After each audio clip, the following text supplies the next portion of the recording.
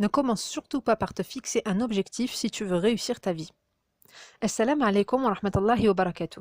Beaucoup de coachs et d'experts en développement personnel te conseillent de réussir ta vie en 4 points. Donc premier point, te fixer un objectif. Et il y a une méthode à suivre pour que cela soit efficace et que cela ait un vrai impact. Deuxième point, te former et trouver un mentor. Troisième point, mettre en place un plan d'action particulier. Et quatrième point, agir en utilisant la discipline. Donc, en vérité, c'est que ça peut, une fois sur deux, te permettre d'aller au bout de tes projets. Mais par contre, ça ne te permet pas de réussir ta vie. Pourquoi? Eh bien parce que la première étape, c'est de te fixer un objectif, elle est faussée dès le départ. Qui suis-je pour te dire cela? Eh bien, je m'appelle Mounira Abdesadek, je suis psychologue et cela fait bientôt 3 ans que je me suis plongée dans le Coran et la vie du prophète sallallahu alayhi wa sallam pour mettre à jour les modèles et les outils psychologiques qui sont renfermés dans la révélation islamique, alhamdoulilah.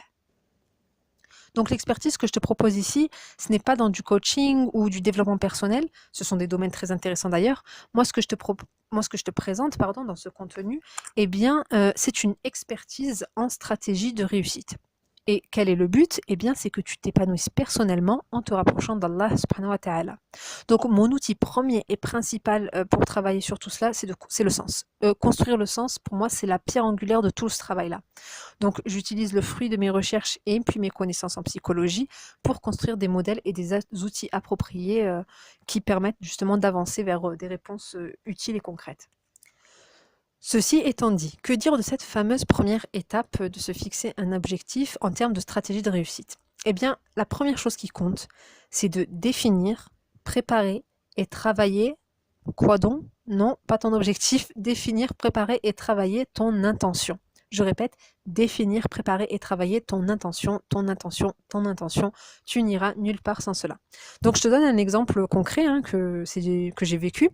Donc, quand j'étais à l'université, quand je suis rentrée à la fac, la première année en fait de licence en psychologie, on peut dire, nous sommes nombreux, masha'Allah, on peut dire que 50% des étudiants qui sont présents, c'est simplement pour pouvoir s'inscrire à l'université.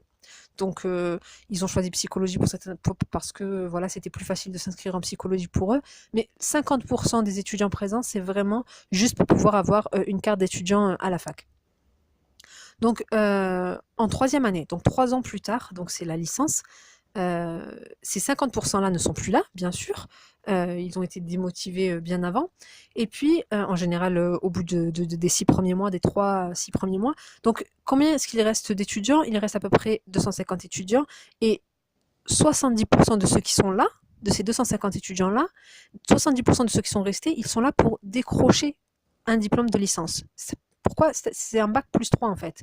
C'est un diplôme qui ouvre au concours de catégorie A de la fonction publique. Ce sont des concours qui sont accessibles avec un bac plus 3, donc c'est cela qu'ils visent de manière à pouvoir ensuite réaliser leur concours. Donc il reste 30% d'étudiants. En cinquième, 30% d'étudiants, ça fait près de 25 étudiants. La sélection de cinquième année, on retient, je généralise bien sûr, mais on va dire qu'on en retient 20 en cinquième année. Donc en cinquième année, il y a 20 étudiants qui sont là pour être diplômés en psychologie et à recevoir le titre de psychologue. 100% des étudiants qui sont présents veulent devenir psychologues. 100% des étudiants qui sont présents en cinquième année veulent devenir psychologues.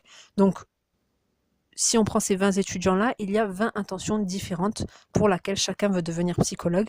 Donc il y a bien celui qui rêve d'être le prochain grand théoricien de la psychologie, qui veut révolutionner les manières de travailler. Donc il y a celui qui veut régler ses propres conflits intimes, par exemple ses phobies, etc., etc. Il y a celui qui veut sauver des malades, parce que par exemple, eh bien, sa propre mère était malade psychologiquement, par exemple. Il y a celui qui choisit de devenir psychologue pour ne pas faire comme toute sa famille de banquiers, ou bien toute sa famille de chirurgiens, ou bien voilà, donc écoutez, moi je vais devenir psychologue, et voilà. Donc, etc., etc. 20 intentions différentes et variées, enfin, 20 intentions selon chaque personne. Celui qui devient, par exemple, psychologue pour décevoir volontairement sa famille, donc de chirurgien ou de banquier ou autre, eh bien, je peux te dire clairement qu'il ne sera pas heureux dans son métier. Pourquoi? Parce que son intention, elle n'était pas tournée vers la psychologie au départ. Elle était tournée vers toute autre chose. Donc, il s'est fixé un objectif et il l'a atteint. Bravo. Donc, il s'est fixé un objectif, il l'a atteint. Mais le problème, c'est quoi? C'est que le plaisir, le bonheur, l'épanouissement, maintenant, il doit les chercher ailleurs. Parce que ce n'est pas de dire que il s'est trompé en devenant psychologue ou bien il a mal fait ou quoi que ce soit. Non, c'est de dire que au final, il a toujours pas réussi à développer du bonheur dans sa vie. Il a fait tous ces efforts-là, tout cet investissement-là, mais il lui reste encore énormément de choses à faire pour pouvoir ressentir de l'épanouissement dans sa vie.